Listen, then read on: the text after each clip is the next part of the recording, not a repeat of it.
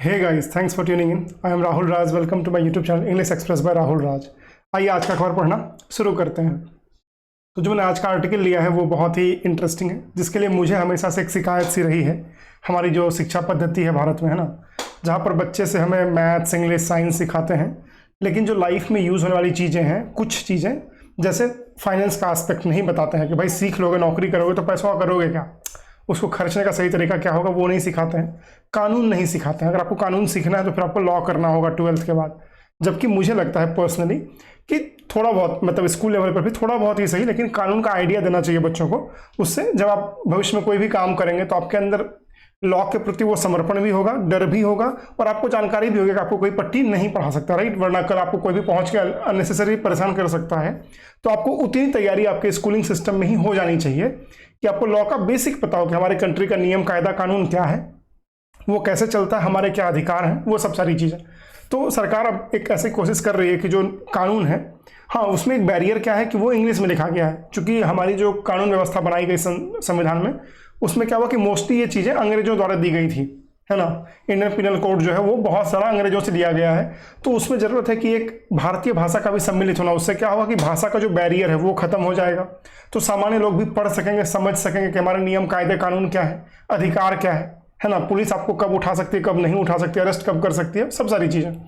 तो सरकार कोशिश कर रही है कि ऐसा कुछ नया ड्राफ्ट लाया जाए लॉ का, जिसमें कि भारतीय भाषाएं भी सम्मिलित हो, ताकि सामान्य जनमानस जो है, जो सामान्य लोग बाग हैं, वो भी समझ सके, चीज़ों को बूझ सके, राइट। तो देखते हैं आर्टिकल, एक बहुत ही सराहनीय कदम है सरकार के द्वारा। उसके बारे में ही पढ़ते हैं, सीखते हैं, समझते हैं। तो हेडलाइन है, centre will draft laws in simplified language says PM. तो ड्राफ्ट माने होता है मसौदा बनाना, है ना। तो किसी भी चीज़ का मसौदा मतलब प्रारंभिक रूपरेखा जो लिखा जाता है वो क्या होता है, ड्राफ्ट होता है। तो जो कानून का ड्राफ्ट है, जो कानून का मसौदा तैयार किया जाएगा सेंटर के द्वारा, केंद्र सरकार के द्वारा, वो क्या होगा, इन सिंप्लीफाइड लैंग्वेज, वो सहज बनाया जाएगा, एक सहज भाषा में होगा। सिंप्लीफाइड में क्या होता है, सहज बनाया हुआ या फिर सरलीकृत रूप में।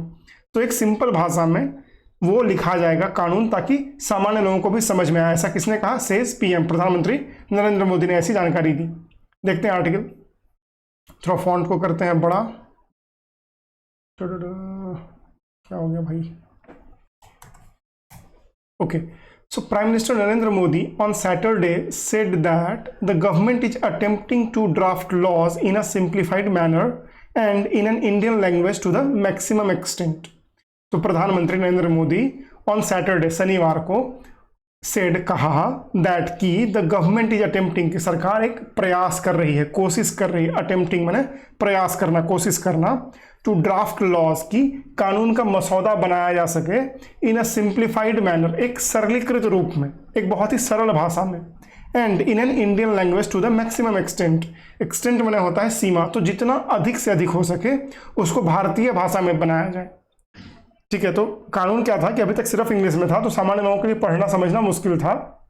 लेकिन अब क्या होगा कि उसको सरल करके भारतीय भाषा में भी लिखने का प्रयास कर रही है ये सरकार। Speaking at the inaugural address of the international lawyers conference organised by the bar council of India, the PM said that the Indian government is thinking that law should be produced in 2 ways।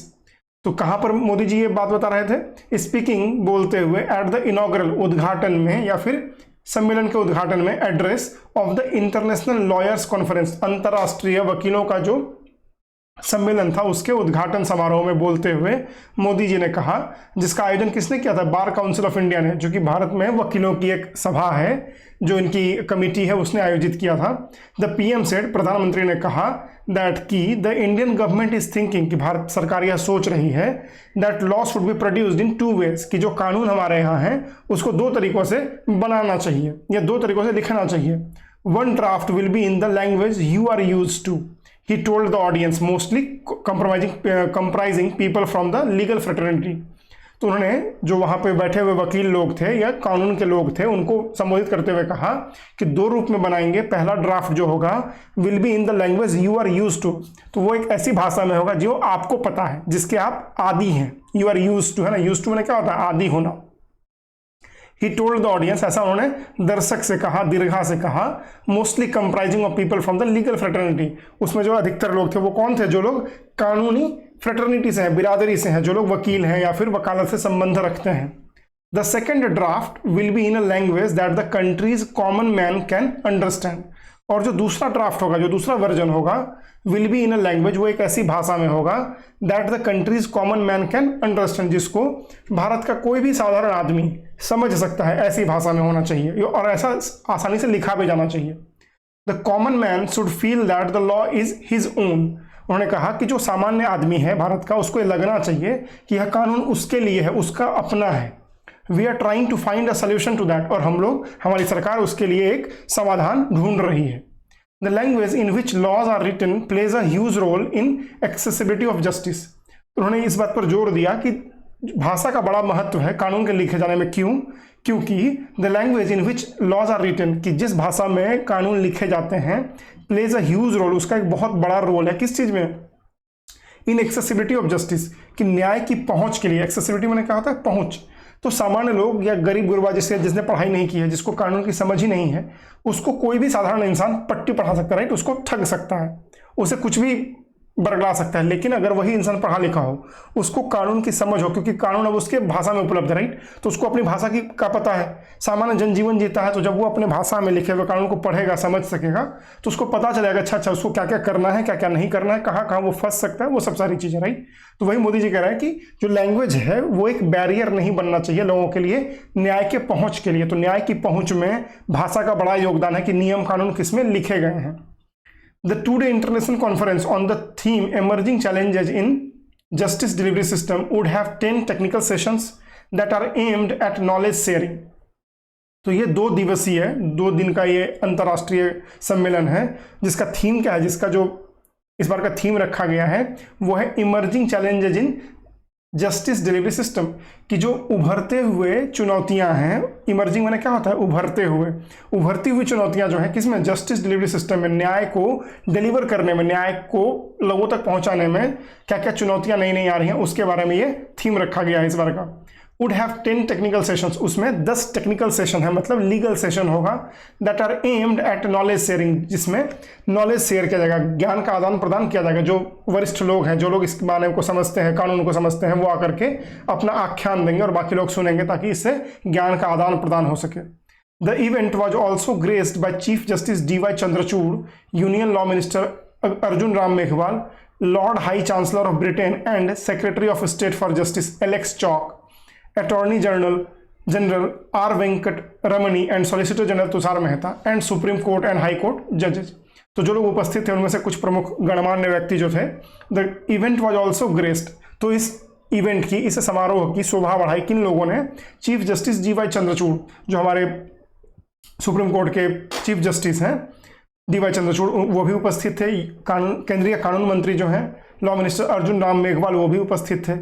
अब Britain से Lord high chancellor आए हुए थे and secretary of state for justice Alex Chalk, वो भी उपस्थित थे। Attorney general जो भारत के हैं R वेंकट रमनी, वो उपस्थित थे। सॉलिसिटर जनरल उपस्थित थे Tushar Mehta, and supreme court and high court के जो बहुत सारे जज हैं वो लोग भी उपस्थित थे इस मौके पर।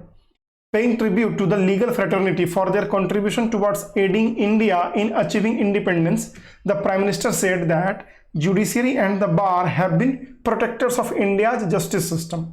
तो पेइंग ट्रिब्यूट है ना, श्रद्धांजलि अर्पित करते हुए किसको? टू द लीगल फ्रेटर्निटी, जो भारत में कानून की जो बिरादरी है, जो कानूनी बिरादरी है, मतलब वकील लोग, जज लोग और बाकी सब सारे लोग जो कि इस विधा में निपुण हैं, जो इस विधा में काम करते हैं, कानून संबंधी काम करते हैं भारत में, उनको श्रद्धांजलि अर्पित करते हुए उनके कंट्रीब्यूशन के लिए, किस चीज के लिए श्रद्धांजलि की? उन्होंने जो कंट्रीब्यूशन किया, जो उनका योगदान रहा, किस लिए? Towards aiding India in achieving independence, की भारत के आजादी में जो उनका सहयोग रहा है ना, जो उन्होंने अपनी सहयोग दी भारत की आज़ादी के लिए। वकील लोग, चूंकि मैक्सिमम लोग, अगर आप देखेंगे जो लोग आज़ादी के आंदोलन में सक्रिय थे, वो लोग वकील भी थे, अधिकतर लोग, तो उसके लिए उन्होंने श्रद्धांजलि अर्पित की कि भारत के स्वतंत्रता में आपका बड़ा योगदान है। द प्राइम मिनिस्टर सेड, ऐसा मोदी जी ने कहा, दैट की judiciary and the bar have been protectors of India justice system, कि जुडिशियरी जो हमारी न्यायपालिका है और जो वकीलों का संगठन है the bar council, have been protectors, वो भारत के जस्टिस सिस्टम की, भारत की जो न्याय प्रणाली है उसका क्या है? प्रोटेक्टर है, उसका रक्षक है, संरक्षक है। Referring to the recent passage of women's reservation bill, तो अभी जो 2-3 दिन पहले विमेंस का रिजर्वेशन बिल पास किया गया लोकसभा में भी, राज्यसभा में भी, उसके बारे में बात करते हुए मोदी जी ने कहा which aims to grant 33% reservation to women in Lok Sabha and state assemblies, Modi said that the bill would give new direction and energy to the women-led development. तो उसके बारे में बात करते हुए मोदी जी ने कहा कि ये जो हमने बिल पास किया है जिसका उद्देश्य है 33% रिजर्वेशन, है ना, 1/3 आरक्षण करना, किसके लिए? महिलाओं के लिए, लोकसभा में और विधानसभाओं में राज्यों के। मोदी जी ने कहा, Modi said that the bill would give new direction, कि यह जो बिल है, यह जो विधेयक पेश किया गया, पारित हुआ, वो क्या करेगा? वुड गिव न्यू डायरेक्शन, वो एक नई दिशा देगा, किस चीज को? एंड एनर्जी, और ताकत देगा टू विमेन लेड डेवलपमेंट, जो महिला द्वारा, हमारा जो संकल्प है कि हम महिला द्वारा डेवलपमेंट चाहते हैं, मतलब महिलाओं को फ्रंट पे रखना चाहते हैं, उसके लिए ये एक नई दिशा और दशा तय करेगा। The Prime Minister also said that the conference was happening at the time when India witnessed several historic moments. तो मोदी जी ने यह भी कहा कि ये कॉन्फ्रेंस, ये जो सम्मेलन अभी हो रहा है, यह एक ऐसे समय में हो रहा है जब भारत बहुत से ऐतिहासिक क्षणों का गवाह बना है। मतलब G20 हुआ, विमेन रिजर्वेशन बिल पास हुआ, है ना। तो ऐसे कुछ जो अभी हिस्टोरिक मोमेंट्स आए हैं भारत के इतिहास के लिए, उसमें उसी समय में यह कॉन्फ्रेंस भी हो रहा है, जो कि अपने आप में महत्वपूर्ण है। Advocating for balanced cooperation between the executive and judiciary, Justice Chandrachud said that Indian judiciary must remain receptive to collaborating with various nations at the administrative level too. तो अब जब DY चंद्रचूड़, जो हमारे चीफ जस्टिस हैं supreme court के, वो जब बात कर रहे थे, उन्होंने संबोधित करते हुए कहा, advocating for balanced cooperation between the executive and judiciary. तो उन्होंने वकालत की इस बात की कि जो हमारी एग्जीक्यूटिव है, मतलब जो कार्यपालिका है और जो न्यायपालिका है, उनके बीच में एक बैलेंस्ड कोऑपरेशन जरूरी है, एक समन्वय और एक बैलेंस समन्वय बहुत जरूरी है। क्यों? Justice Chandrachud said that, justice साहब ने कहा, Indian judiciary must remain receptive to collaborating with various nations at the administrative level too, कि जो भारतीय जुडिशियरी सिस्टम है, जो भारत की न्याय प्रणाली है, जो व्यवस्था है, मस्ट रिमेन, उसको होना चाहिए रिसेप्टिव। रिसेप्टिव माने ग्रहणशील, मतलब दुनिया भर में क्या अच्छा चीज हो रहा है वो लेने की काबिलियत होनी चाहिए। रिसेप्टिव टू कोलैबोरेटिंग, कि हम आपस में परस्पर संवाद करें या फिर आपस में परस्पर काम करें, मिलकर के काम करें, विथ वेरियस नेशंस, अलग अलग देशों के साथ में, at the administrative level too, अलग अलग देशों के साथ में प्रशासन के स्तर पर भी हम साथ मिलकर काम करें ताकि एक दूसरे से सीख सकें। Making an appreciative note regarding individuals from diverse backgrounds cooperating to pass the women's reservation bill, he said. उन्होंने एक एप्रिसिएटिव, मतलब एक सकारात्मक या फिर सराहना के शब्दों में यह बात कही, रिगार्डिंग इंडिविजुअल्स, उन लोगों के बारे में जो सांसद महोदय अलग अलग बैकग्राउंड से आते हैं, डाइवर्स बैकग्राउंड से आते हैं, cooperating to pass the women's reservation bill, जो लोग इस बिल को पास करने में, विमेंस रिजर्वेशन बिल को पास करने में लोकसभा में, राज्यसभा में उन्होंने कोऑपरेट किया, सहयोग किया, उनकी तारीफ करते हुए उन्होंने कहा, individuals from different regions of India, diverse backgrounds and even conflicting ideologies came together to draft the constitution in one voice. उन्होंने कहा कि इंडिविजुअल्स मतलब अलग अलग लोग, from different regions of India, अलग अलग क्षेत्रों से आने वाले लोग भारत के, डाइवर्स बैकग्राउंड, जिनकी जो बैकग्राउंड है, जिनका जो पृष्ठभूमि है, वो अपने आप में बहुत डाइवर्स है, वो बहुत ही विविधता वाला है ना, सबका बैकग्राउंड एक जैसा नहीं है। एंड इवन कॉन्फ्लिक्टिंग आइडियोलॉजीज, और कुछ वो लोग भी जिनके आइडियोलॉजी, जिनकी विचारधारा अलग अलग थी, कॉन्फ्लिक्टिंग थी, केम टुगेदर, वो एक साथ आए, to draft the constitution in one voice, ताकि इस कॉन्स्टिट्यूशन को, हमारे संविधान को बनाया जा सके। We find the same bipartisan effort has gone into the passing of women's reservation bill in the parliament. और उन्होंने कहा कि वो सेम स्पिरिट, वो सेम ही तरीका, सेम बाई पार्टीशन एफर्ट, मतलब दो राजनीतिक दलों द्वारा समर्थित या फिर दो राजनीतिक दलों की संलिप्तता, द्विदलीय या फिर द्विपक्षीय, बाई पार्टीशन, है ना। तो ऐसा लगा कि भारत में जो भी संसद में पार्टियां बैठी हैं, वो एक साथ, सारे दल मिल करके एक साथ इस बिल पर, विमेंस रिजर्वेशन बिल पर भी एक साथ आए ताकि ये पास हो सके पार्लियामेंट में। तो उन्होंने इसकी सराहना की, तारीफ की। तो ये था हमारे लिए आर्टिकल, जिसमें कि एक बहुत ही, मतलब एटलीस्ट मैं तो यही चाहता था कि बचपन से ही, कि बचपन से नहीं, तभी उतनी समझ नहीं थी, लेकिन जब भी समझ आना शुरू हुआ कि हमारे शिक्षा व्यवस्था में 2-3 चीज़ों की कमी है, उसमें से एक ये भी था कि सामान्य लोगों को कानून के बारे में जानकारी नहीं होती है। इससे आप बहुत पिछड़ते हैं, आपको बहुत सारी चीज़ें पता ही नहीं होती, आपको लोग परेशान करते हैं, ठग सकते हैं, राइट। तो अब अगर जो सामान्य भाषा में कानून बना दिया जाएगा तो उसका लाभ क्या होगा कि सबको लाभ मिलेगा। पहला चीज़, जो सामान्य लोग हैं वो भी समझ सकेंगे कि उनके अधिकार क्या हैं, वो जागरूक हो पाएंगे, और इससे जो न्याय व्यवस्था पर जो बोझ है बहुत सारे केसेस का, वो भी अपने आप ही कम होने लग जाएगा। तो ये बहुत ही सुंदर आर्टिकल था हमारे लिए। एक बार क्विकली सारे वर्ड्स का रिवीजन करते हैं, फिर वीडियो को रैप अप करते हैं। तो जो पहला वीडियो था हमारे लिए वो था ड्राफ्ट, सॉरी पहला वर्ड था वो था ड्राफ्ट, मसौदा बनाना। दूसरा सिंप्लीफाइड, सहज बनाया हुआ। देन अटेम्प्ट, कोशिश करना। एक्सटेंट, सीमा। इनॉग्रल, उद्घाटन। कॉन्फ्रेंस, सम्मेलन। फ्रैटर्निटी, बिरादरी। एक्सेसिबिलिटी, पहुंच। एमर्जिंग, उभरते हुए। ग्रेस्ड माने शोभा बढ़ाना। एडिंग माने सहायता। रिसेप्टिव, ग्रहणशील। बायपार्टीशन मतलब दो राजनीतिक दलों द्वारा समर्थित या द्विपक्षीय। तो ये थे सारे वर्ड्स, मैं इसको पिन कमेंट डाल दूंगा, आशा करता हूँ आप चेकआउट करेंगे। अगर आपको ये कंटेंट अच्छा लगता है, ये वीडियो अच्छा लगता है तो प्लीज़ लाइक करें, शेयर करें, सब्सक्राइब करें, राइट, और बाकी लोगों तक पहुंचने में मेरी मदद करें।